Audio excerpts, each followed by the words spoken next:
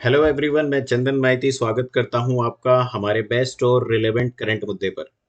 आज की ये जो वीडियो है इसमें CHSL 22 में केमिस्ट्री के जो क्वेश्चंस आए हुए हैं वो सारे क्वेश्चंस हम डिस्कस करेंगे और उसके साथ में और क्या क्या क्वेश्चंस उन क्वेश्चंस पर बन सकते हैं उनका हम शॉर्ट रिवीजन करेंगे। इसमें से ज़्यादातर क्वेश्चंस के जो एक्सप्लेनेशंस हैं वो हमने अपनी साइंस ई बुक से ही लिया हुआ है। ठीक है, तो चलिए स्टार्ट करते हैं इस वीडियो को, आपको बड़ा मजा आने वाला है।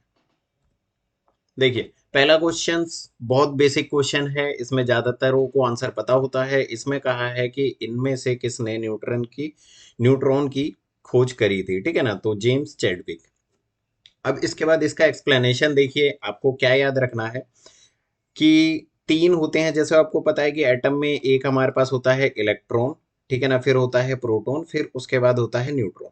ठीक है, तो इलेक्ट्रॉन की खोज तो करी थी थॉमसन ने, जे थॉमसन ने। ठीक है, प्रोटॉन की खोज करी थी रदरफोर्ड ने। ठीक है, और उसके बाद जो न्यूट्रॉन है उसकी खोज करी थी चैडविक ने। तो आप इसको याद अगर रखना है तो आप इसको कैसे याद रख सकते हो, एक फेमस ट्रिक होती है, ईट पर नाच। ठीक है, ईट पर नाच। तो इसमें क्या होता है, इसमें ईटी, ईटी मतलब इलेक्ट्रॉन का थॉमस ने किया था। ठीक है ना, फिर उसके बाद प्रोटॉन, प्रोटॉन का किसने किया था, रदरफोर्ड ने किया था। फिर उसके बाद है क्या, न्यूट्रॉन, न्यूट्रॉन का किसने किया था, जेम्स चैडविक ने किया था। तो इस तरीके से आप इनके डिस्कवरी को याद रखोगे। अब देखो, इसमें कई बार क्वेश्चन ये पूछ लेता है कि जो इलेक्ट्रॉन है वो, उसका जो एक्सपेरिमेंट था, डिस्कवरी जब की गई थी तो जो एक्सपेरिमेंट था वो किस पर किया गया था, कैथोड रेज पर किया गया था। ये आपको याद रखना है। ठीक है ना, कैथोड रे। और उसके बाद इसमें आपको याद रखना है कि जो इलेक्ट्रॉन होता है वो कैसा चार्ज पार्टिकल है, वो नेगेटिव चार्ज पार्टिकल है। ठीक है ना, तो इलेक्ट्रॉन क्या है, नेगेटिव चार्ज है। इलेक्ट्रॉन का कई बार आपसे चार्ज पूछ लेंगे कि इलेक्ट्रॉन पर कितना चार्ज होता है, तो 1.6 10⁻⁻19 चार्ज होता है। और जो चार्ज की यूनिट होती है वो कूलम होती है, ये भी आपको याद रखना है। इसमें इसके साथ में मैंने मास को भी दे दिया है, आप उसको भी एडिशनल याद कर सकते हो। ठीक है, फिर उसके बाद करते हैं प्रोटॉन की। प्रोटॉन की डिस्कवरी जैसे हमने बताया, PR, ईट पर नाच, PR, आर मतलब रदरफोर्ड, अर्नस्ट रदरफोर्ड। अब जैसे इसकी कैथोड पर हुई थी, तो प्रोटॉन की किस पर हुई थी, एनोड रेस पर हुई थी। प्रोटॉन, पी से पॉजिटिव। ठीक है ना, तो प्रोटॉन पे क्या चार्ज है, पॉजिटिव। तो इलेक्ट्रॉन पे क्या हो जाएगा, अपने आप नेगेटिव हो जाएगा। ठीक है, तो इसका जो चार्ज है, इसका चार्ज, इलेक्ट्रॉन का जो चार्ज है, इसका चार्ज भी सेम है, बस ये पॉजिटिव चार्ज होता है और वो क्या है, नेगेटिव चार्ज है। दोनों का मास अलग है। ठीक, फिर उसके बाद आता है न्यूट्रॉन। न्यूट्रॉन की किसने करी थी, जेम्स चैडविक ने करी थी। न्यूट्रॉन जो है इस पे कोई चार्ज नहीं होता है, ये न्यूट्रल होता है, ना ही इस पे पॉजिटिव होता है ना ही इस पे नेगेटिव होता है। इसको आपका मास याद रखना है। तो इसमें मैंने यही चीज बताई है, इलेक्ट्रॉन नेगेटिव चार्ज होता है। जैसे मान लो ये एक एटम है, एटम के बाहर ऐसे कक्ष बने हुए होते हैं जिनको हम ऑर्बिट कहते हैं, तो यहाँ पर इलेक्ट्रॉन्स क्या रहते हैं, प्रेजेंट रहते हैं। तो इलेक्ट्रॉन्स नेगेटिव चार्ज होते हैं और ये प्रेजेंट होते हैं आउटसाइड द न्यूक्लियस, ये न्यूक्लियस है। प्रोटॉन पॉजिटिव चार्ज होते हैं, और प्रोटॉन भी क्या होता है, जैसे ये न्यूक्लियस है और ये इसकी आउटर सेल है, तो न्यूक्लियस में प्रोटॉन रहते हैं और क्या रहते हैं, न्यूट्रॉन रहते हैं। तो न्यूक्लियस में प्रोटॉन प्लस न्यूट्रॉन दोनों ही आपको देखने को मिलेंगे। क्लियर है, ये तीनों पॉइंट, ठीक है। नेक्स्ट क्वेश्चन अब देखते हैं। नेक्स्ट क्वेश्चन इसमें कह रहा है, देखो नेक्स्ट क्वेश्चन इसी के ऊपर बेस्ड है। एसएससी का एक पैटर्न है, क्या होता है कि जब, अगर आप इस पूरी वीडियो को देखोगे ना तो आपको समझ आएगा कि एसएससी ने केमिकल रिएक्शंस पर काम करा है। पिछली जो मैंने वीडियो बनाई थी जीडी की, उसमें भी आप देखोगे रिएक्शंस पे बहुत क्वेश्चंस हैं। इसमें भी रिएक्शंस पे काफी क्वेश्चंस हैं और एटॉमिक नंबर पर क्वेश्चंस हैं। और उसके बाद आपके ये दो हो गए, एक आध और ट्रेंड है उसको भी हम देखेंगे। तो बस ये दो तीन जगह से ही एसएससी ने सारे क्वेश्चंस पूछे हैं केमिस्ट्री के। ठीक है, तो चलिए नेक्स्ट क्वेश्चन देखते हैं। नेक्स्ट क्वेश्चन में देखो क्या कह रहा है, विच of the following pair number composition, मतलब कह रहा है कि इनमें से कौन सा स्टेटमेंट करेक्ट है। देखो, एटॉमिक नंबर जो होता है, नंबर ऑफ प्रोटॉन्स, किसी भी, अगर मैं कहूं कि हाइड्रोजन, ठीक है ना, तो हाइड्रोजन में एक प्रोटॉन होता है इसलिए उसका एटॉमिक नंबर एक है। ठीक है, वैसे ही हाइड्रोजन के बाद अगर मैं कहूं हीलियम, तो हीलियम में जैसे सपोज दो प्रोटॉन होता है तो उसका एटॉमिक नंबर दो है। कहने का मतलब ये है कि किसी भी जो एलिमेंट है उसका जो एटॉमिक नंबर होता है वो उसके न्यूक्लियस में प्रेजेंट प्रोटॉन के बराबर होता है। इलेक्ट्रॉन को भी हम कंसीडर कर सकते हैं, बट इलेक्ट्रॉन क्या होता है कि वो दूसरे से रिएक्शन में अपना इलेक्ट्रॉन, जो एलिमेंट होता है, अपना इलेक्ट्रॉन देता है या लेता है। तो इसलिए हम कहते हैं कि जो एटॉमिक नंबर होता है वो नंबर ऑफ प्रोटॉन के बराबर हम रखते हैं। फिर उसके बाद कहता है कि मास नंबर, मतलब कोई सा भी, जैसे मान लो सपोज ये एक एटम है, ये इसकी ऑर्बिट है, ठीक है ना, जहां पर इलेक्ट्रॉन रोटेट करेंगे। तो कह रहा है कि ये जो एटम है, इस एटम का मास नंबर होता है वो किस पे डिपेंड करेगा। तो इसका जो मास नंबर होता है, ये मास नंबर जो होगा वो बराबर होगा इसमें कितने न्यूट्रॉन्स हैं और कितने प्रोटॉन्स हैं, उसके बराबर होगा क्या, इसका मास नंबर। तो दोनों ही स्टेटमेंट करेक्ट है, इसलिए first and second both are correct. अब मैं कुछ चीजें आपको बता देता हूं नेक्स्ट पेज पे। देखिए, पहली बात तो एटॉमिक नंबर। एटॉमिक नंबर जैसे मैंने क्या बताया कि नंबर ऑफ प्रोटॉन्स एटम में कितने हैं, वही एटॉमिक नंबर होता है। अगर कोई एटम न्यूट्रल है, न्यूट्रल कहने का मतलब कि उसका इलेक्ट्रॉन ना तो उससे लिया गया है, ना ही उसको कोई एक्स्ट्रा इलेक्ट्रॉन दिया गया है, तो उस केस में टोटल नंबर ऑफ इलेक्ट्रॉन भी एटॉमिक नंबर होंगे। ठीक है। जैसे यहाँ पर देखिए, एक एग्जांपल मैंने लिया सोडियम। सोडियम का जो एटॉमिक नंबर है वो 11 है, क्योंकि उसके अंदर 11 प्रोटॉन्स पाए जाते हैं। फिर उसके बाद मास नंबर और एटॉमिक मास क्या होता है। तो देखो, मास नंबर क्या होता है, न्यूक्लियस में कितने नंबर ऑफ प्रोटॉन्स और कितने नंबर ऑफ न्यूट्रॉन्स प्रेजेंट है, दोनों को अगर आप प्लस कर दोगे तो वो उसका क्या निकल जाएगा, एटॉमिक मास या मास नंबर निकल जाएगा। ठीक है। तो जो सोडियम होता है, सोडियम में 11 प्रोटॉन होते हैं और क्या होता है, 12 न्यूट्रॉन्स होते हैं। तो दोनों को अगर हम प्लस करें तो टोटल क्या निकल जाता है, इसका मास नंबर या एटॉमिक मास निकल जाता है। ठीक। अब इसके बाद क्या है कि इलेक्ट्रॉनिक कन्फिग्रेशन ऑफ एटम, मतलब एक एटम होता है, जैसे देखो, एक अगर मैं सिंपल एटम बनाऊं, ये इसका न्यूक्लियस है और ये इसकी सेल्स होती हैं कई सारी। ठीक है। ये तो है न्यूक्लियस, जहां पर हमारा प्रोटॉन और न्यूट्रॉन प्रेजेंट है। अब यहाँ पर इलेक्ट्रॉन्स प्रेजेंट होंगे। ठीक है। इस तरीके से इलेक्ट्रॉन्स प्रेजेंट रहते हैं। तो इनको कहते हैं सेल। जैसे मान लो मैंने यहाँ पर 3 सेल बनाई है, सेल नंबर 1, सेल नंबर 2 और ये सेल नंबर 3। तो ये वाली जो सेल है ये होती है इनर सेल, सबसे अंदर वाली सेल। और अभी के लिए ये वाली सेल क्या है, सबसे बाहर वाली सेल है, जिसको हम कहते हैं आउटर सेल। तो इसका इन तरीके से नाम होता है, जैसे पहली जो इनर सेल होगी के, एल, एम, एन, ओ, पी, इस तरीके से चलता है, मतलब ये इनर टू आउटर। ठीक है। तो जैसे ये पहला इनर सेल है, इस इनर सेल को मैं क्या कह दूंगा कि ये क्या है, के सेल, इसका नाम के रख दूंगा। सेकंड वाली जो है उसका नाम एल रख दूंगा। थर्ड वाली जो है उसका नाम एम रख दूंगा। और आपको क्या चीज देखनी है, इसके अंदर एक नियम और होता है कि जो अंदर वाली सेल होती है वो सबसे क्या होती है, लोएस्ट एनर्जी सेल होती है। लोएस्ट एनर्जी लेवल होता है, मतलब सबसे अंदर वाली सेल में एनर्जी कम होती है। ये क्वेश्चन भी आपसे एसएससी पूछ सकता है। ऐसे ही सबसे बाहर वाली सेल हाईएस्ट होती है। सिंपल सी बात होती है, जो जिनके पास पैसा ज्यादा रहता है, ठीक है ना, तो उनमें क्या होती है, एनर्जी बहुत ज्यादा होती है ना, दिखावा ज्यादा होता है, एनर्जी ज्यादा होता है। और जिनमें कुछ नहीं होता वो शांत रहते हैं।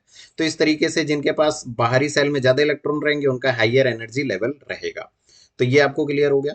ठीक है ना। तो ये चीजें मैंने बता दी आपको कि electronic configuration of an atom कैसे होता है, क्या होता है। ठीक। अब देखो, इसके अंदर क्या है कि एक फॉर्मूला होता है। जैसे इसमें आपसे ये क्वेश्चन पूछ सकता है कि कोई एटम है, उस एटम के सेकंड सेल में कितने मैक्सिमम इलेक्ट्रॉन आ सकते हैं, या उसके थर्ड सेल में कितने मैक्सिमम इलेक्ट्रॉन आ सकते हैं। तो इसका फॉर्मूला होता है क्या, 2n का स्क्वायर। अगर कोई एटम है, उसका एक ही सेल है, पहला सेल, तो उसमें क्या हो जाएगा, 2 × 1 का स्क्वायर, यानी उसके अंदर मैक्सिमम 2 इलेक्ट्रॉन आ सकते हैं। कहने का मतलब, एक एटम है, उसके बाहर एक घर है, घर में 2 इलेक्ट्रॉन की ही जगह है। फिर उसके बाद एक और बड़ा घर हमने बनाया, तो वो क्या है, सेकंड सेल है, तो 2 × 2 की पावर स्क्वायर हो जाएगा। तो यहाँ कितना हो जाएगा, 8 सेल। तो सेकंड में 8 आ सकते हैं, तो तीसरे में 18 आ सकते हैं, चौथे में 32 मैक्सिमम इलेक्ट्रॉन आ सकते हैं। ये क्वेश्चन पूछ सकता है। ठीक है ना। तो आपको ये भी याद रखना है। नेक्स्ट क्वेश्चन इसमें आता है कि what is the colour of outer zone of combustion of a candle flame. देखो, एक कैंडल जब जलाई जाती है तो उसमें जनरली 3 तरीके की हमें लेयर देखने को मिलती है। एक ये बाहर वाली, फिर उसके अंदर वाली, फिर उसके बिल्कुल अंदर वाली। तो बाहर वाली जो आउटर जोन होता है उसका कलर ब्लू होता है, ये आपको याद रखना है। ठीक है। कैसे भी आप याद रख सकते हो, BRY, या कैसे भी इस तरीके का। फिर उसके बाद जो अंदर की लेयर, और हाँ, एक और चीज याद रखनी है कि ये जो आउटर लेयर होती है ये हॉटेस्ट होती है, सबसे ज्यादा गर्म होती है इन सब लेयर में। फिर उसके बाद आती है अंदर की मिडिल लेयर। तो जो अंदर की मिडिल लेयर होती है, वो जो पार्ट होता है वो रेड कलर का होता है, यहाँ कहीं लिखा हुआ नहीं है, वो लगभग रेड सा दिखता है, ठीक है ना, रेड ऑरेंज टाइप का दिखता है, वो आपको याद रखना है। ये मॉडरेटली हॉट होता है। इसके अंदर का जो पार्ट होता है वो येलो कलर का दिखता है, जो सबसे कम हॉट होता है, ठीक है ना। फिर उसके बाद यहाँ पर एक छोटा सा ब्लैक कलर का पार्ट दिखाई देता है, जो क्या है, अनबर्न्ड वैक्स, मतलब जो मोम जली नहीं है उसका कलर होता है। तो आपको ये 3 लेयर्स याद रखनी है। नेक्स्ट क्वेश्चन देखते हैं। अब इसमें कह रहा है कि what is the atomic mass of sodium. अभी मैंने बताया था कि सोडियम जो होता है उसका एटॉमिक नंबर होता है 11, ठीक है ना। तो उसमें प्रोटॉन होते हैं 11 और न्यूट्रॉन होते हैं उसमें कितने, 12। तो टोटल जो मास बन जाता है उसका 23 हो जाता है, ठीक है ना। तो एटॉमिक मास ऑफ सोडियम क्या होगा, 23 होगा। नेक्स्ट देखते हैं। अब इसमें मैंने कुछ एटॉमिक नंबर्स ले लिए हैं शुरू के 30, जो आपको याद होने चाहिए। उसमें मतलब ऐसे डायरेक्ट पूछ सकता है, ये शुरू के 30 और फेमस जो दूसरे एलिमेंट्स हैं उनका डायरेक्ट एटॉमिक नंबर पूछ सकता है। तो आपको ये याद रखना है। इसमें मैं एक छोटी सी ट्रिक बता देता हूँ, जो क्या है कि मेरी खुद की ऑब्जर्वेशन है। इसमें देखो क्या होता है कि एटॉमिक जब नंबर जो होता है ना, लगभग 30 तक अगर हम फॉलो करें या 20 तक अगर हम फॉलो करें, तो वो लगभग उसका अगर आप डबल कर दोगे तो वो लगभग एटॉमिक मास होता है। जैसे मान लो ये हाइड्रोजन है, हाइड्रोजन को छोड़ दो, एक का एक है। हीलियम का देखो ये 2 है, तो ये देखो लगभग 4 है। ये 3 है तो 6.94 है। हर जगह नहीं फॉलो करता, लेकिन ज्यादातर जगह पे फॉलो करेगा। इससे आप एक अंदाजा लगा सकते हो, है ना।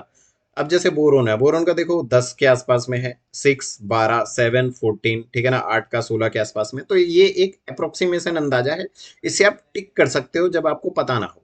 लेकिन इसके लिए भी एटॉमिक नंबर का याद होना आपके लिए बहुत ज्यादा जरूरी है, ठीक है। तो इसे आप याद कर लोगे। चलिए नेक्स्ट क्वेश्चन देखते हैं। नेक्स्ट में कह रहा है कि according to which of the following laws the pressure of a mixture of gases is equal to sum of partial pressure of component gases. देखो ये है डाल्टन्स लॉ। डाल्टन्स लॉ कहता है कि मान लो कि एक कंटेनर है ना, एक कंटेनर में बहुत सारी गैस को हमने मिक्स करा। तो इस बहुत सारी गैस को मिक्स करने के बाद इसका जो पार्शियल प्रेशर होगा, वो ये जिन जिन गैसों से मिलकर बना है उनके इंडिविजुअल, मतलब उनके अकेले अकेले के पार्शियल प्रेशर को अगर हम सम कर दे, वो उसके बराबर होगा। ये डाल्टन्स लॉ कहता है, ये आप याद रखोगे, ठीक है। फिर उसके बाद कुछ लॉस जो पूछ सकता है वो मैं बता देता हूं। देखो इसमें एक है, कहता है कि चार्ल्स लॉ, ठीक है। चार्ल्स चार्ल्स लॉ जो है वो क्या कहता है कि वॉल्यूम, किसी भी गैस का जो वॉल्यूम होगा वो डायरेक्टली प्रोपोर्शनल होता है to absolute temperature at constant pressure. Constant pressure पे एब्सोल्यूट टेम्परेचर मतलब केल्विन में हम मेजर कर रहे हैं इसको, ठीक है ना। तो देखो चार्ल्स प्रेशर क्या कह रहा है, वॉल्यूम है वो डायरेक्टली प्रोपोर्शनल होगा किसके, टेम्परेचर के, जहां पर क्या होगा, प्रेशर कांस्टेंट होगा। ये है चार्ल्स लॉ। बॉयल्स लॉ क्या कहता है, बॉयल्स लॉ जस्ट उल्टा कहेगा इसके, ठीक है ना। बॉयल्स लॉ कहेगा कि pressure exerted by a gas is inversely proportional to the volume. मतलब जो प्रेशर है वो किसी भी गैस पर जब लगता है तो वो क्या होता है, इनवर्सली प्रोपोर्शनल होता है वॉल्यूम के। कैसे, जैसे मान लो कि ये पानी है, यहाँ पे मैंने प्रेशर लगाया, तो प्रेशर जितना आप इंक्रीज करोगे ये पानी को दबाएगा, और पानी कितना, पानी का वॉल्यूम क्या हो जाएगा, यहाँ पे नीचे चला जाएगा, वॉल्यूम क्या हो जाएगा, कम हो जाएगा। पहले पानी का वॉल्यूम इतना था, जब आपने प्रेशर लगाया तो पानी का वॉल्यूम इतना हो गया। दैट मीन्स प्रेशर इंक्रीज कर रहा है तो वॉल्यूम क्या हो रहा है, डिक्रीज कर रहा है। तो इसलिए कहते हैं कि प्रेशर जो है वो इन्वर्सली प्रोपोर्शनल है किसके, वॉल्यूम के, ठीक है। तो इसको जनरली याद कैसे करते हैं, जैसे जो 11th 12th में पढ़े होंगे, पीवी इक्वल टू एनआरटी होता है ये, ठीक है। तो ऐसे याद रखता है, ये देखो पी डायरेक्टली प्रोपोर्शनल, या v जो यहाँ पर है ये डायरेक्टली प्रोपोर्शनल है t के, और अगर इसको मैं कांस्टेंट कर दूं तो p इनवर्सली प्रोपोर्शनल है v के। तो इतना आपको नहीं जाना है, आपको बस ये और ये याद रखना है, ठीक है। फिर उसके बाद आता है एवोगाड्रो लॉ। एवोगाड्रो लॉ क्या कहता है कि same condition of temperature and pressure, मतलब कह रहा है कि टेम्परेचर और प्रेशर अगर सेम है, कांस्टेंट है, तो equal volume of different gases contain and equal number of molecules. मतलब कह रहा है कि अलग अलग गैसेस का जो वॉल्यूम होता है वो उनके मॉलिक्यूल्स के बराबर रहेगा, ये एवोगाड्रो कहता है। फिर उसके बाद कहता है ग्राम्स लॉ। ग्राम्स लॉ जैसे फिजिक्स या फिर बायो में मैंने बता दिया, इसमें क्या होता है, ये कहता है कि जो रेट ऑफ डिफ्यूजन है वो इन्वर्सली प्रोपोर्शनल होता है to the square root of molecular weight. ठीक है। तो ये सारी स्टेटमेंट्स हैं, ये आपको क्या करनी है, ये आपको याद रखनी है। ये पूछ सकता है, अभी पूछा है रिसेंटली, फिर दोबारा इनमें से कोई एक पूछ सकता है। नेक्स्ट चलते हैं। नेक्स्ट देखो क्या कह रहा है, by which of the following process can we separate two miscible liquids. कह रहा है कि ऐसा कौन सा प्रोसेस है जिसमें हम दो मिसिबल लिक्विड्स जो होती हैं उनको सेपरेट कर सकते हैं। दो मिसिबल मतलब दो ऐसी लिक्विड है जो आपस में मर्ज है, मिली हुई है, अब उनको मुझे सेपरेट करना है, तो कैसे करेंगे। इसमें देखो डिस्टिलेशन होता है, डिस्टिलेशन मतलब फ्रैक्शनल डिस्टिलेशन से सेपरेशन होता है। इसमें देखो होगा क्या, जैसे मान लो कि मैंने लिया क्या, दो लिक्विड लिए, इसमें दो लिक्विड मर्ज है। एक लिक्विड है जिसका बॉइलिंग पॉइंट है 70, एक लिक्विड है जिसका बॉइलिंग पॉइंट सपोज मान लो 120 डिग्री सेल्सियस है। अब मैं इसको क्या करूंगा, गर्म करूंगा। जब मैं इसको गर्म करूंगा तो गर्म मैं कितने पे कर रहा हूँ, 70 डिग्री सेल्सियस पे गर्म कर रहा हूँ। 70 डिग्री सेल्सियस पे जैसे ये गर्म होगा तो इसके अंदर से जो 70 डिग्री सेल्सियस वाला है वो वेपर बनना स्टार्ट हो जाएगा। और वो वेपर बनना स्टार्ट होगा तो हम उसको क्या करेंगे, यहाँ पर एक कंटेनर रहता है जहां पर ये वेपर जो होता है टच होता है और यहाँ कंडेंस होता है। कंडेंस होकर हम क्या करते हैं, इस वेपर को कंडेंस फॉर्म में दूसरे लिक्विड में क्या कर लेंगे, स्टोर कर लेंगे। तो 70 डिग्री सेल्सियस वाला स्टोर हो गया, जबकि 120 डिग्री सेल्सियस वाला वेपर में चेंज नहीं हुआ, तो 120 डिग्री सेल्सियस वाला यहीं रह गया।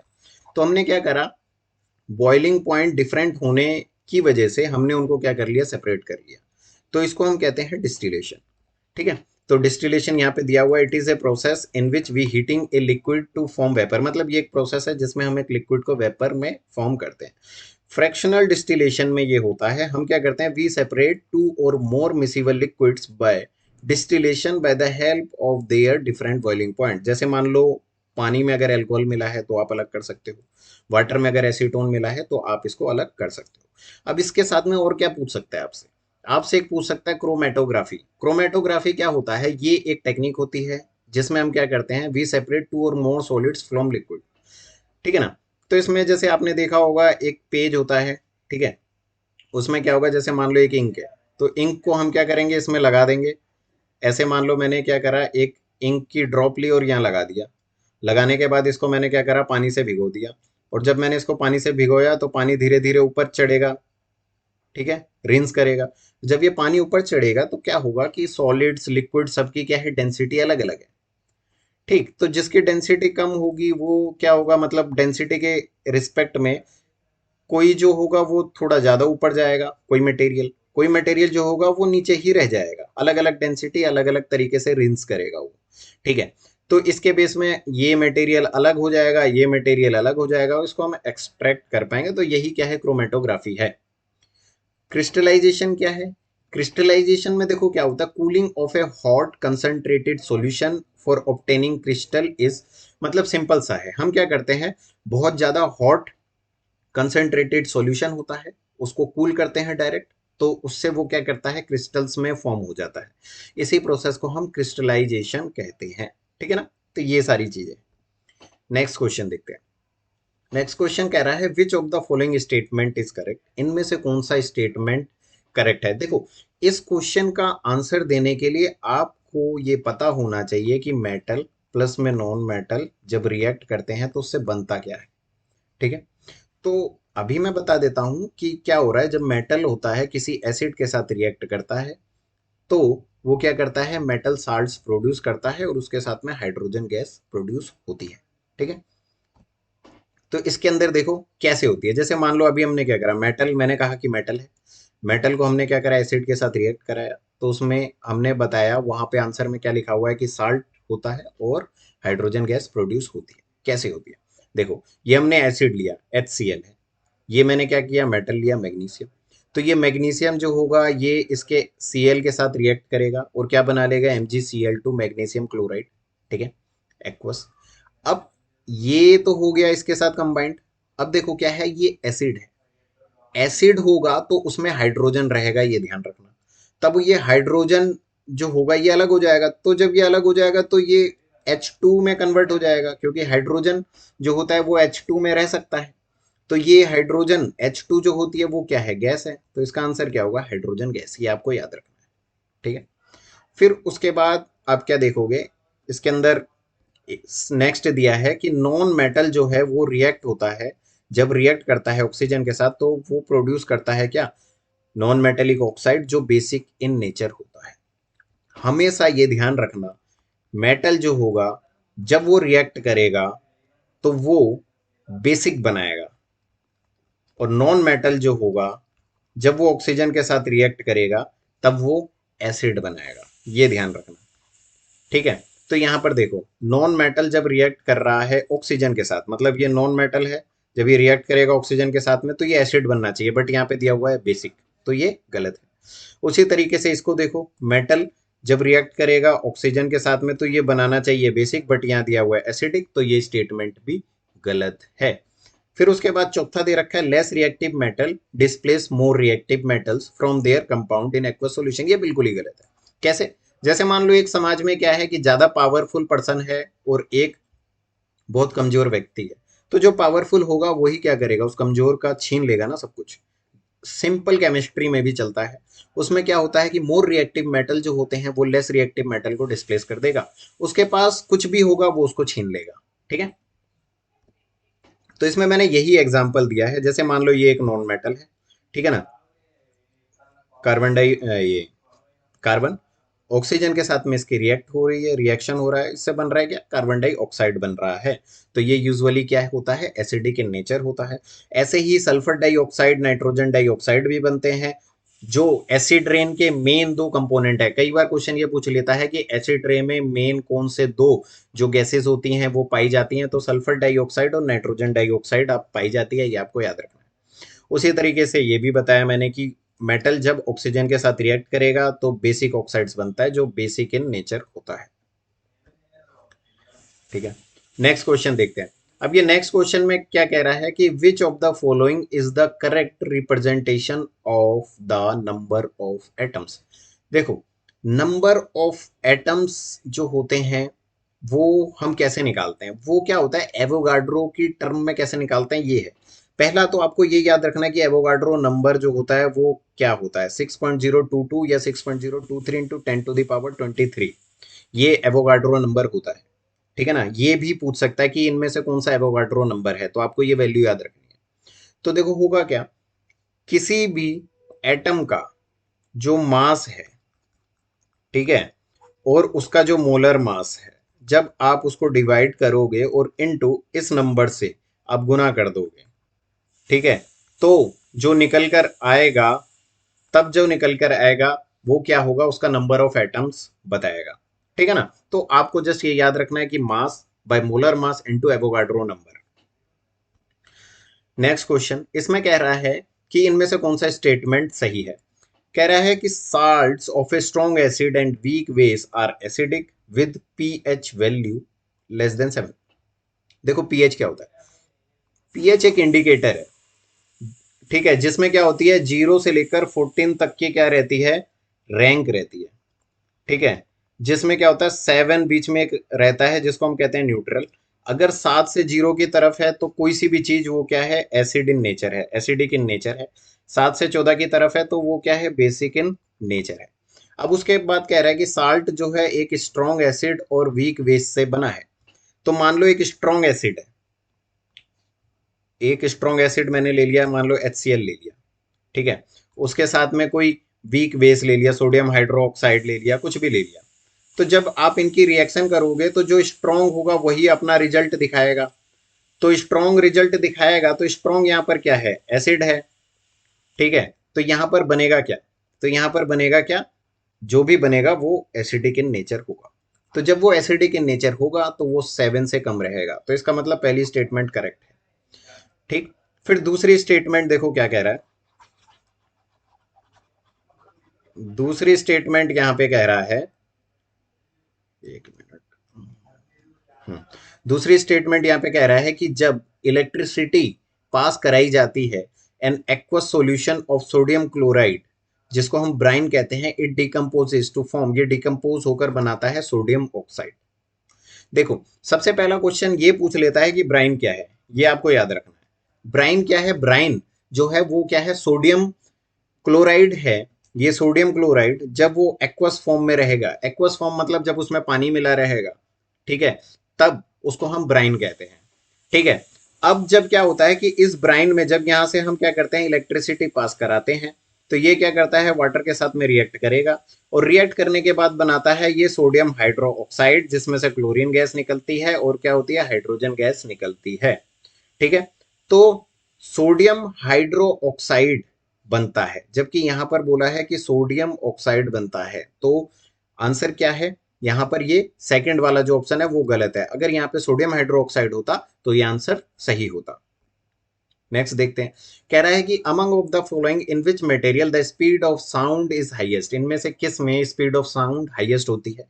ये एसएससी एक बार पहले भी यही क्वेश्चन पूछ चुका है। देखिए, आपको यहां तो याद कर लेना है कि एल्युमिनियम जो होगा इसमें स्पीड ऑफ साउंड हाईएस्ट होगा। देखो, स्पीड ऑफ साउंड जो होता है वो डिपेंड किस पे करता है, एक तो वो टेम्परेचर पे डिपेंड करता है। टेम्परेचर अगर ज्यादा होगा, साउंड तेजी से ट्रेवल करेगा। तो देखो, मेटल की बात करिए, टेम्परेचर से कोई लेना देना नहीं है क्योंकि टेम्परेचर सब में सेम है। ह्यूमिडिटी डिपेंड करता है, ह्यूमिडिटी अगर जैसे मान लो एयर है, एयर में ह्यूमिडिटी इंक्रीज हो जाए तो साउंड तेजी से ट्रेवल करेगा। अब ये मेटल है तो मेटल के अंदर से साउंड ट्रेवल हो रहा है, ह्यूमिडिटी के साथ कोई लेना देना इसका नहीं है।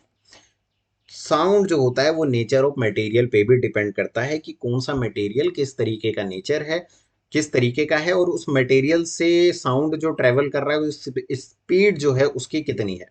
तो एल्युमिनियम जो होता है इन सब के केस में उसकी जो स्पीड होती है वो ज्यादा होती है, ये आपको रट्टा मार लेना है।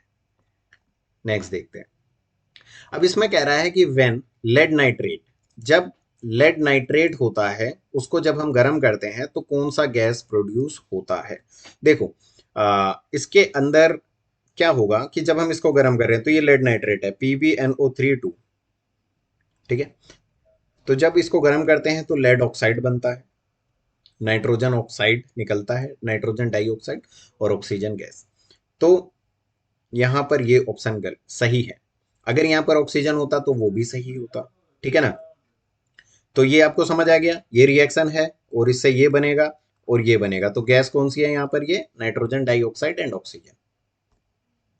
नेक्स्ट क्वेश्चन कह रहा है कि what is the value of human blood. ये आपको याद होना चाहिए कि हमारा human blood basic in nature है, 7.4 इसकी वैल्यू है। इसके साथ में मैंने कुछ और ह्यूमन मतलब पीएच ऐड कर दिया है, ये आपको देख लेना चाहिए। जैसे मान लो HCl, HCl 0 से 1 की वैल्यू होती है क्योंकि HCl जो है स्ट्रॉन्ग एसिड है। ठीक है, ये आप याद रखोगे। फिर उसके बाद गैस्ट्रिक जूस लगभग 1.4। गैस्ट्रिक जूस कहाँ रिलीज होता है, हमारे स्टमक में गैस्ट्रिक जूस रिलीज होता है, ये क्वेश्चन भी पूछ सकता है।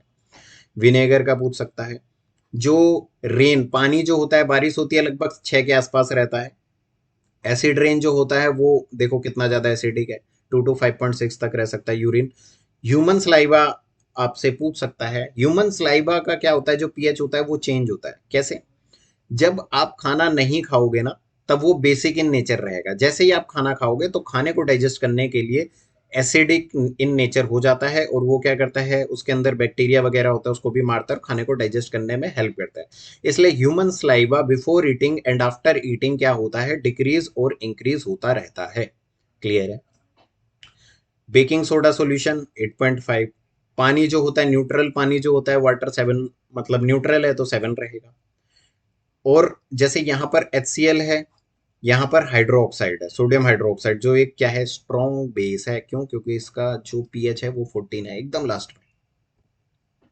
नेक्स्ट क्वेश्चन देखते हैं, इसमें कह रहा है कि an isotope of which of the following is used in treatment of cancer. इसमें से कौन सा आइसोटॉप है जिसका यूज किया जाता है कैंसर के ट्रीटमेंट में। सबसे पहले हमें यह पता होना चाहिए कि आइसोटॉप होता क्या।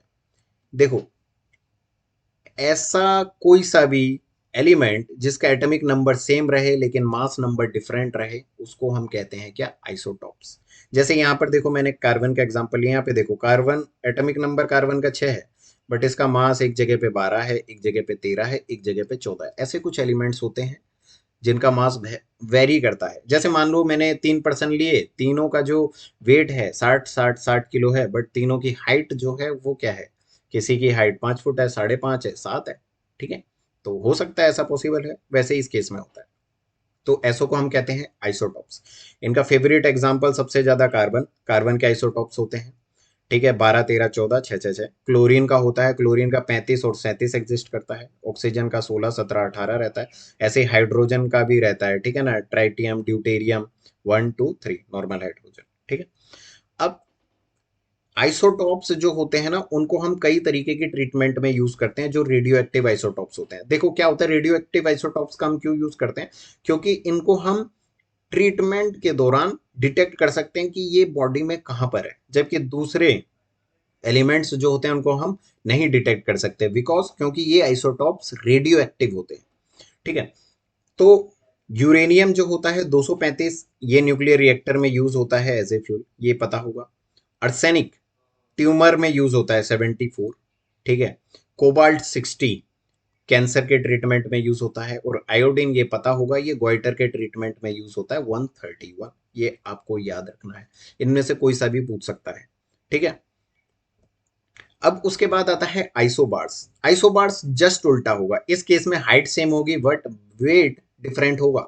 जैसे कह रहा है कि एटॉमिक नंबर डिफरेंट हो सकता है लेकिन मास उनका सेम होगा, ऐसे एलिमेंट को हम आइसोबार्स कहते हैं। जैसे देखो, सल्फर, इसका एटॉमिक नंबर अलग है, क्लोरीन का भी अलग है, ऑर्गन, इन सब का एटॉमिक नंबर अलग है, बट इनका देखो जो मास नंबर है वो क्या है, सबका सेम है। तो ऐसो को हम क्या कहेंगे, आइसोबार्स कहेंगे। ये भी आपसे पूछ सकता है। नेक्स्ट क्वेश्चन देखते हैं। नेक्स्ट क्वेश्चन देखो, ये क्वेश्चन मैं पहले ही बता चुका हूं, फिर एक बार बता देता हूं। कहता है कि what is the maximum number of electron that the third orbit और एम सेल। ऐसे भी कह सकता है कि एम सेल कौन से नंबर का ऑर्बिट होगा। तो पहले बताया कि के एल एम एन ऐसे शुरू होता है, तो first cell, second cell, third cell. Third cell क्या है, एम है। मैक्सिमम इलेक्ट्रॉन 2n² ये रहता है। तीसरी सेल है तो 2 × 3 का स्क्वायर होगा, तो ये क्या होगा, 18। तो थर्ड वाले में कितना इलेक्ट्रॉन मैक्सिमम आ सकता है, 18 इलेक्ट्रॉन मैक्सिमम ये ले सकता है। अगर m के बाद पूछता है n में, तो यही आंसर क्या हो जाता, 32 हो जाता। नेक्स्ट क्वेश्चन देखते हैं। कह रहा है कि विच of the following statement is not correct regarding Rutherford's nuclear model of an atom. कह रहा है कि रदरफोर्ड ने जो न्यूक्लियर मॉडल दिया था एटम का, इसमें से कौन सी चीज सही नहीं है। तो पहले इसका देखते हैं, मॉडल में इसने कहा क्या था। देखो, मॉडल में इसने कहा था कि जो एटम है वो बहुत छोटा है, वो बहुत डेंस है, पॉजिटिवली चार्ज्ड, उसका एक कोर है जिसको हम न्यूक्लियस कहते हैं, इन विच जिसमें मास जो है सारा, एक्चुअल मास एटम का वही न्यूक्लियस में कंसंट्रेटेड है, जिसके साथ में उसके पास कुछ लाइट नेगेटिव चार्ज्ड पार्टिकल्स हैं जिनको हम इलेक्ट्रॉन्स कहते हैं, जो सर्कुलेट होते हैं कुछ दूरी पर। मच लाइक जैसे हमारे यहाँ सन है और सन के चारों ओर प्लैनेट्स क्या कर रहे हैं, रिवॉल्व कर रहे हैं, उसी तरीके से सेम न्यूक्लियस के चारों ओर इलेक्ट्रॉन रिवॉल्व करते हैं, ये कहा था। अब पहली दूसरा देखते हैं, electron revolve around the nucleus in circular path, ये सही है। फिर उसके बाद कहता है कि positively charged centre in an atom called nucleus. कह रहा है कि सेंटर जो होता है वो पॉजिटिवली चार्ज होता है, जिसको हम न्यूक्लियस कहते हैं, ये भी ठीक है। क्यों, क्योंकि प्रोटॉन वहां पर प्रेजेंट है। Nearly all mass of an atom resides in the nucleus, सही है। कह रहा था कि मास जो है वो कंसंट्रेटेड होता है, दैट मीन्स लगभग सारा मास न्यूक्लियस में प्रेजेंट रहता है। फिर कह रहा है कि size of the nucleus is very large, बहुत ज्यादा छोटा न्यूक्लियस होता है, तो ये स्टेटमेंट गलत है, ठीक है। तो 16 नंबर क्वेश्चन आपको समझ आ गया। नेक्स्ट देखते हैं। इसमें कह रहा है कि विच of the following is mono atomic, इसमें से कौन सा मोनो एटमिक है। देखो, मोनो एटमिक क्या होता है, मोनो का मतलब यहां पर क्या होता है, सिंगल, ठीक है। और एटम का मतलब यहां पर क्या, सिंगल एटम, मतलब ऐसे एटम जो हमारे इन्वायरमेंट में सिंगल प्रेजेंट रह सकते हैं, ठीक है। ज्यादातर आप देखोगे या तो ऑक्सीजन O2 मिलेगा, NaCl सोडियम क्लोराइड मिलेगा, किसी ना किसी के साथ मिलेगा, या अपने ही जैसे एक दूसरे के साथ मिलेगा। बट ऐसे भी कुछ एटम्स होते हैं इन्वायरमेंट में जो सिंगल ही प्रेजेंट रहते हैं, उनको हम कहते हैं मोनो एटम। तो वो कौन से होंगे, ऐसे जो रिएक्ट ना करे। तो हमारे जो पीरियोडिक टेबल में केवल नोबल गैसेस ही ऐसी हैं जो मोनो एटमिक इन नेचर है। क्यों, क्योंकि ये सिंगल एग्जिस्ट कर सकता है। हीलियम अकेले मिलता है, नियोन नॉन रिएक्टिव है, अकेले मिलता है, helium, neon, krypton, argon, radon, xenon, radon, ठीक है ना। तो आप इनके एटमिक नंबर भी याद कर सकते हो, ये पूछ सकता है, ठीक है ना। और यही क्या है, सारे मोनो एटमिक हैं। क्लियर है, ठीक है। जैसे ये नाइट्रोजन है, ये N2 में मिलता है, सिंगल नहीं मिलता है। ऑक्सीजन O2 में, क्लोरीन Cl2 में, या किसी और के साथ मिल सकता है। नेक्स्ट देखते हैं। नेक्स्ट कह रहा है कि विच of the following pair of elements valency is correct. सबसे पहले आपको पता होना चाहिए कि वैलेंसी होती क्या है। देखिए वैलेंसी यहां पर क्या होती है। वैलेंसी मैं बताता हूं वैलेंसी क्या है। कितने मतलब एक एटम जब दूसरे एटम के साथ रिएक्ट करता है, जैसे मान लो सपोज मैंने कहा कि ये सोडियम है, ये क्लोराइड है, ये मिलकर बन गए क्या, NaCl। तो कहने का मतलब क्या होता है, यहाँ पर सोडियम का एक इलेक्ट्रॉन यहाँ पे क्लोरीन के एक इलेक्ट्रॉन के साथ क्या कर रहा है, बॉन्डिंग बना रहा है। क्लियर है। तो क्या होता है, जैसे सोडियम को अगर मैं देखूं, सोडियम के पास कितने हैं, 11। मतलब इसका जो आउटर सेल होता है, इस आउटर सेल में एक इलेक्ट्रॉन एक्स्ट्रा होता है। क्लियर है। और ये जो क्लोरीन होता है ना, क्लोरीन के पास होते हैं 7। तो देखो इसको स्टेबल होने के लिए चाहिए एक और एक्स्ट्रा एटम यहां पर, जो इसके पास नहीं है। और ये जो सोडियम है, यहां पर अगर मैं देखूं, यहां पर 8 है और यहां पर एक एक्स्ट्रा है। अगर ये इसको दे दे तो ये स्टेबल हो जाएगा, और अगर इसको एक मिल जाए तो ये स्टेबल हो जाएगा। तो ये क्या करता है, ये क्लोरीन इसका एक अपने पास में ले लेता है, इसलिए इस पे -1 चार्ज आता है, और ये एक देता है इसलिए इस पे +1 चार्ज आता है। तो एक्चुअल में इनके क्लोरीन के पास 7 था, लेकिन उसको एक की जरूरत थी, एक इलेक्ट्रॉन ने पार्टिसिपेशन किया, तो इसलिए उसकी वैलेंसी हम क्या कह देंगे, 1। ठीक है। कहने का मतलब ये है कि किसी भी एलिमेंट में उसके कितने इलेक्ट्रॉन रिएक्शन में पार्टिसिपेट करते हैं दूसरे एटम के साथ कंबाइन होने के लिए, उसको हम क्या कहेंगे, उसकी वैलेंसी कहेंगे। ये आपको याद रखना है। ठीक है।